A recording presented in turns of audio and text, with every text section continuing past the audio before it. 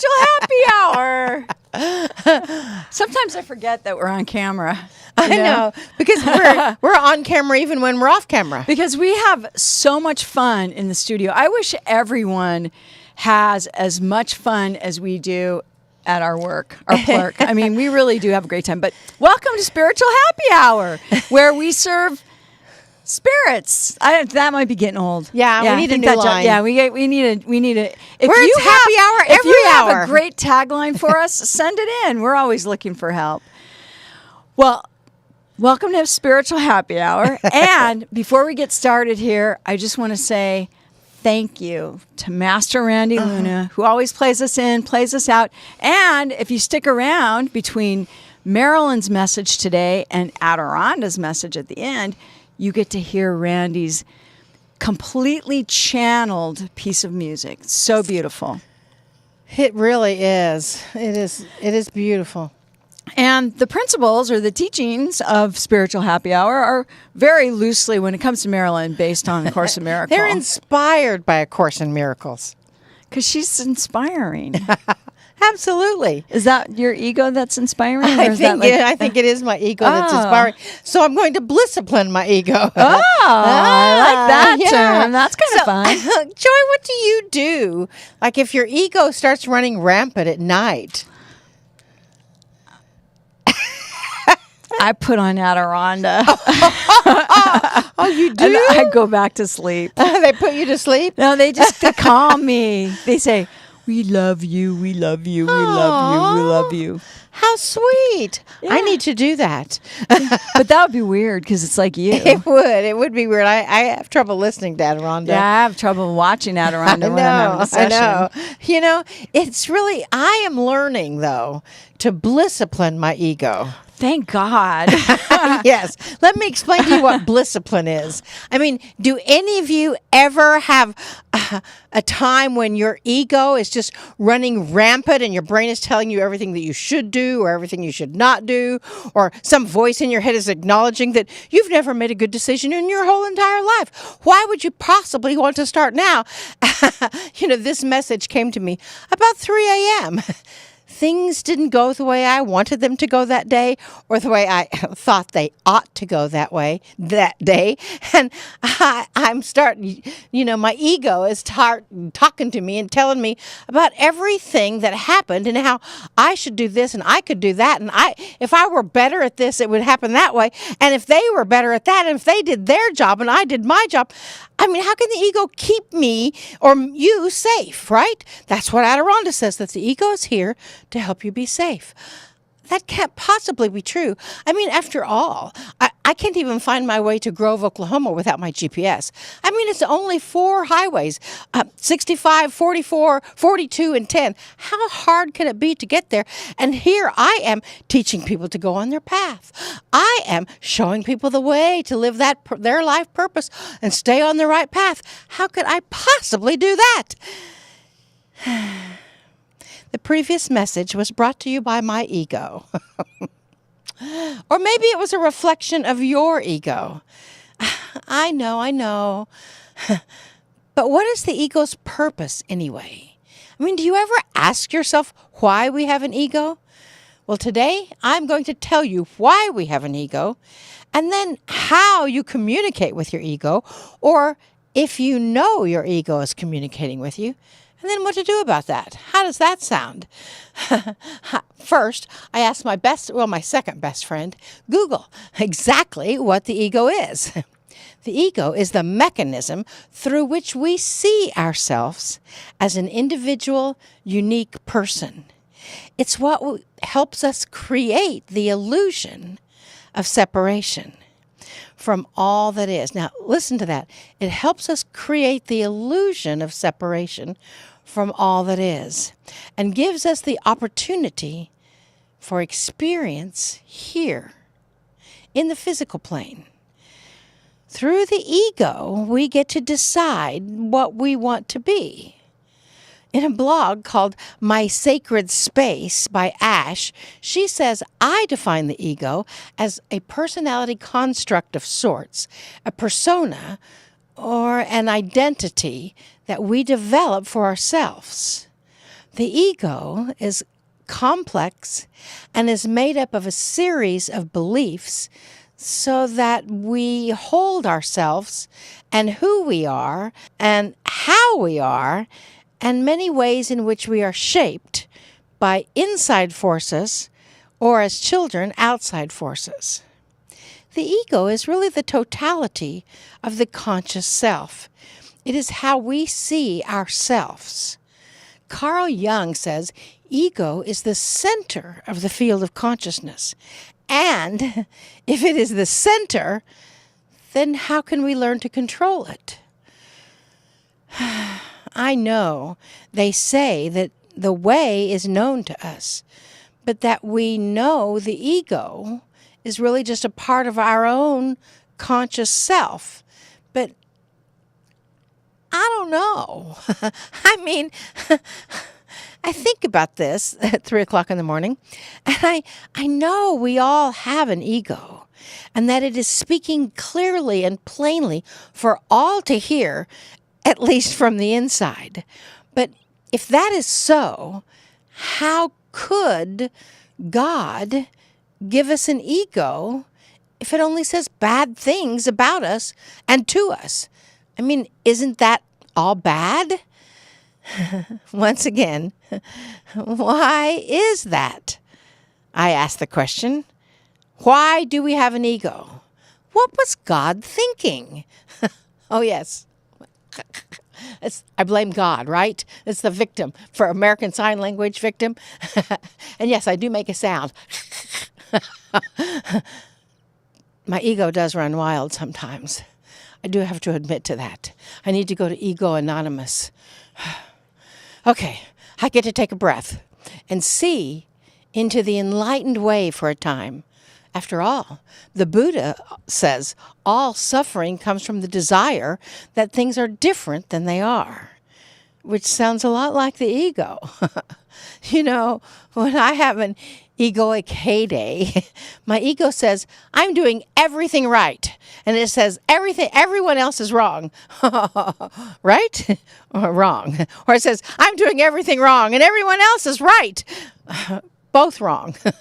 Deepak Chopra says the ego, however, is not really who you are. The ego is your self-image. It's your social mask. It's the role of who you are playing. Your social mask thrives on approval.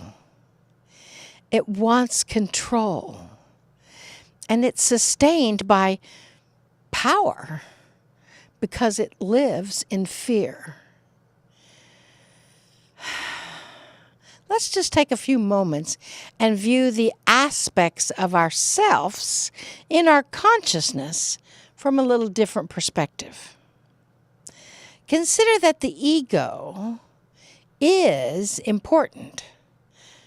It's valuable. It's a part of our spiritual experience in the physical body, not something to be rid of. All you have to do in life is to understand that reason. You have it in your life for some specific reason, something for you to grow through and from. As you begin to vibrate or resonate at higher levels of energy and light, you will find that the ego is actually a part of your soul's blueprint, your soul's plan. You intentionally included this in your 3D Earth experience because it is really very important and a valuable part of your purpose. The ego, instead of something to fight with, can be seen as a tool or part of your tool bench. It's true. Its purpose is to test you.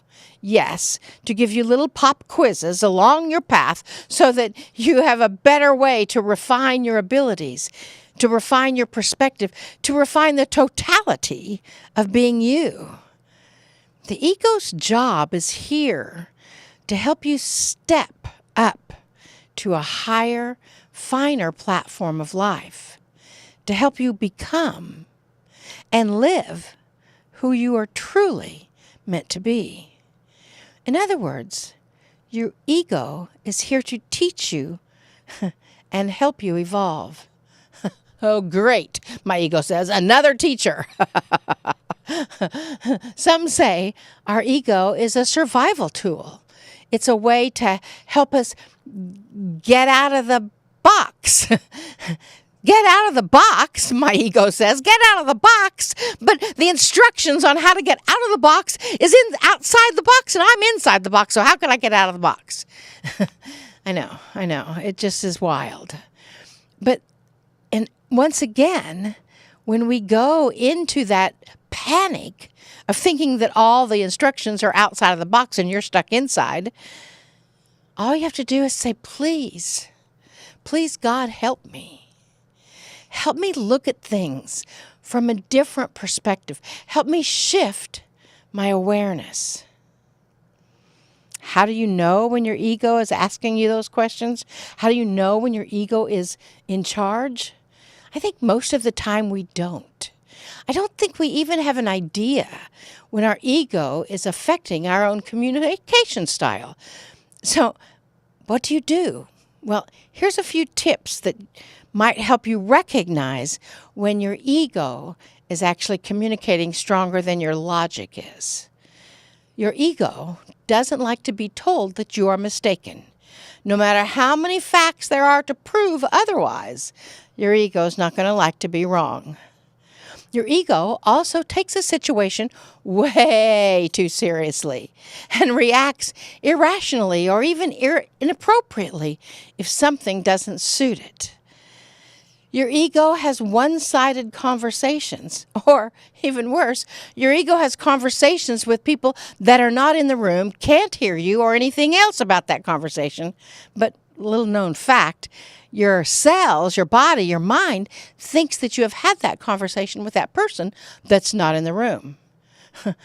Your ego may put others down. Your ego will be blind sometimes to your personal flaws and exaggerate other people's personal flaws, or it will do the opposite. It will be blind to other people's flaws and really highlight your flaws or the flaws that you believe that you might have. Your ego lacks sympathy, and it lacks seeing other people's points of view. Your ego doesn't know that there's actually two sides to every story. Your ego requires constant recognition. Your ego can't ask for help, nor accept any feedback. Your ego compares yourself to people who are consistently better than you. Or your ego consistently compares you to people that you believe or perceive are worse than you. Your ego loves gossip and enjoys talking about it when something bad happens. I know, take a deep breath. Does any of this sound familiar? Do you recognize anything that has happened to you in the past day, the past week, the past month? Take another deep breath. Breathing brings you present, something the ego does not want in your life. Yet we are here to learn how to control your ego. We are here to evolve through the lessons our ego is teaching us. Yes, God gave us an ego for some higher reason. The only one I can think of is evolution. But the word ego doesn't even appear in the Bible. They must not have had an ego back then. So how did God give us one? When in doubt, I go to my second best friend, Google. Ego is the Latin word for I. So if a person seems to begin a sentence with I, it's sometimes a sign of a very big ego. It was actually psychologist Sigmund Freud, well, actually it was his original translator, who put the word ego into popular vocabulary. But what he meant by that word is so completely complex. I mean, Only other psychologists really use it in the Freudian sense. And Freud lived from 1856 to 1939, so it was actually from that time period until now that the ego has become so prevalent in our society. My ego seemed very excited about having all this attention. How do I learn? How do I learn to evolve through my ego? How do I learn to control or discipline my ego? Or, as I like to call it, blissipline my ego. I really think that is the key. Through bliss, love, honor, respect, and acknowledgement, we learn to be grateful for things that we are understanding when our ego runs away with our mind. The best thing I know is to love your ego and see what it is that you're to learn from it. That's why I call it blissipline your ego. When that little voice in your head thinks it's in danger and it doesn't have a saber-toothed tiger to keep you from running from, it gets louder and louder. Instead, when you hear that voice, shower it with kindness, love, gratitude, bliss. The key for me to keep my ego in check is quite simply gratitude. I mean, there are two ways. In A Course in Miracles, it says, the ego's goal is quite explicitly ego autonomy. From the beginning, then, its purpose is to be separate, sufficient unto itself, and independent of any power except its own. This is why it is a symbol of separation. We must be willing to be taught that these effects that the ego has are actually coming from our own mind. And the world we see as outside us is really unreal. As long as we are unwilling to question our beliefs, we protect illusions by maintaining our belief in them. These illusions stand in the way of knowing our oneness with all creation. Illusions disappear the moment we withdraw the belief in them. The Course says, what is healing but the removal of all that stands in the way of knowledge? How else can one dispel illusions except by looking them directly in the eye without any protection? Then, simply because our beliefs are so powerful, literally sculpting on a moment-by-moment basis, according to Pam Grout, who wrote A Course in Miracles experiment, we must play whack-a-mole with our ego. You all know what whack-a-mole is, right? It's a game at a carnival. Oh, Google it. You'll find out. But you just whack-a-mole that ego. And he thought that the ego is generating, because it's not real. So when your own thought comes up or arises, what do? Whack-a-mole it out. The true way to counteract that little ego may not be whack-a-mole, because that's a little violent. But what I would say is to kill it with kindness, with gratitude, that feeling of bliss. I mean, gratitude is the key to controlling the ego. For when you say you are grateful for the lesson the ego is helping you learn, guess what? Science tells you get stronger, healthier, and your ego actually quiets because it feels safe. And so do you. Do you know that being grateful, yes, just gratitude, has health benefits? I know the Joy always says gratitude is the abracadabra of the universe. It is. It says in all the books and Google, which so you know it must be true. With gratitude, you will have more energy. With gratitude, you will increase your emotional intelligence. With gratitude, you will help yourself have a more forgiving and accepting attitude, which regulates your blood pressure. Gratitude will help you feel less depression because you are seeing the world how it really is with no illusion. With gratitude, you will feel less anxious, which lowers your stress level. With gratitude, you will have more feelings of being socially connected, and then you will sleep better. With gratitude, you will have fewer illnesses because gratitude actually increases your immune system, and it improves your self-esteem. According to Psychology Today and Scientific American, it opens the door to more and stronger relationships and friendships. Gratitude is coupled with the feeling of true bliss. So how do you blissipline your ego? Well, here are some tips. Your ego will maybe not like them all, but I think you will. First, listen longer. Listen longer before responding. Never act when you're feeling emotional. Calm down first. Have some compassion or empathy and try to see things from another person's point of view. There are always two sides to every story. Be objective. It's not always about being right. Avoid making snap judgments. Don't take yourself so seriously. We all make mistakes. Be fully conscious of what you're doing and why.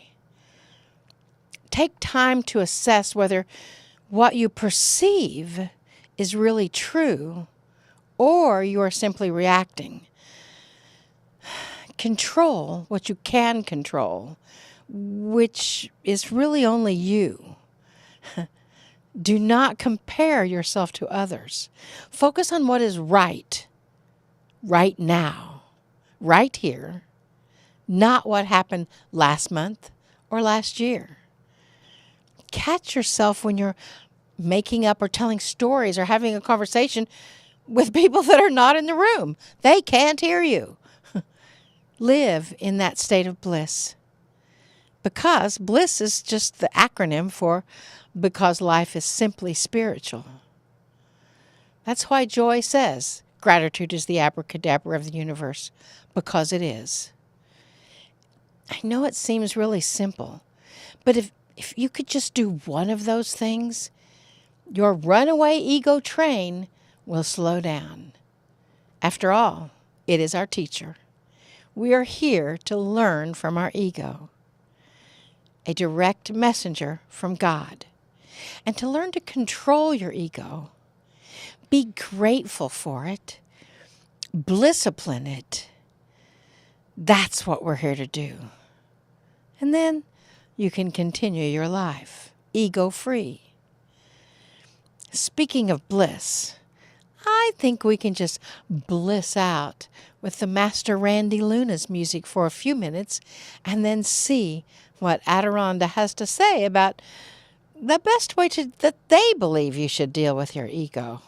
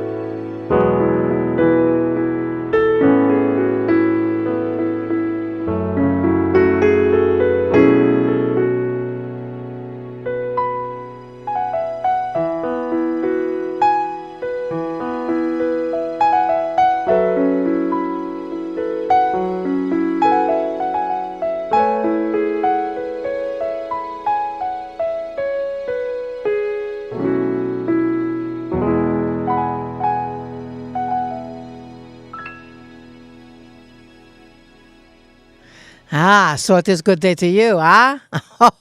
Good day to you, good day to you, good day to you. Good day to each of you out there in our virtual reality. So now you have an insight into the vessel Marilyn's little-minded ego. Understand that each of you have that little-minded ego, and that little-minded ego is a part of your energy. It is a part of who you are. It is a teacher, a part of how you evolve.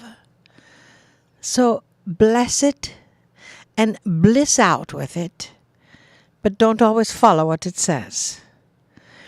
You see, with that energy of the ego coming across to you, you know that it is separate and united with you. So it encompasses both aspects. It tells you everything you did and everything you didn't. It tells you everything you have and everything you don't have. But none of it speaks truth. For it also speaks of separation.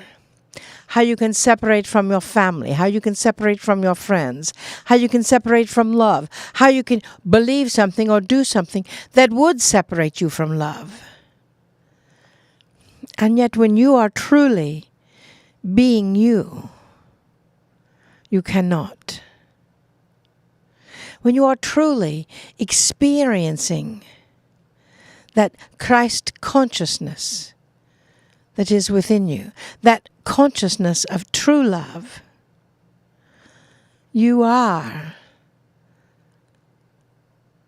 the powerful being of humble simplicity. To just be. We say, be the love you are, because your belief in your egoic response is that love is somehow separate from you.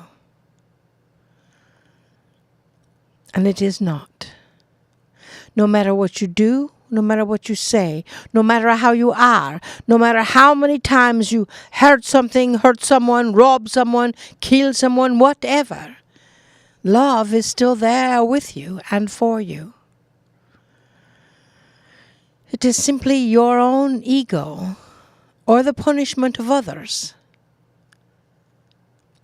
that tears down your own self-esteem. Your self-esteem should not be inflated as the ego would have it, or should not be destroyed as the ego would have it. And yet, since it is also a part of the God that is within you, you get the opportunity to learn from it, to understand when it rears up that what you believe is happening is not what is really happening. So we ask you, when that rearing up, when your ego train leaves the station and takes off and goes speeding through your own countryside of your brain, breathe, be present, ask yourself questions. You are in the room with you. That is important. You can't talk to you because you are still there in the room. But when you do talk to you, we ask you to be gentle, be kind, be loving, be generous, and know that there are indeed two sides to every story, and there is a solution to everything. And you are indeed that solution. We want you to know that you are you. And we love absolutely every part of you. Trust it. Know it. And if you feel your ego train is going too fast, call upon us. We will help. Namaste.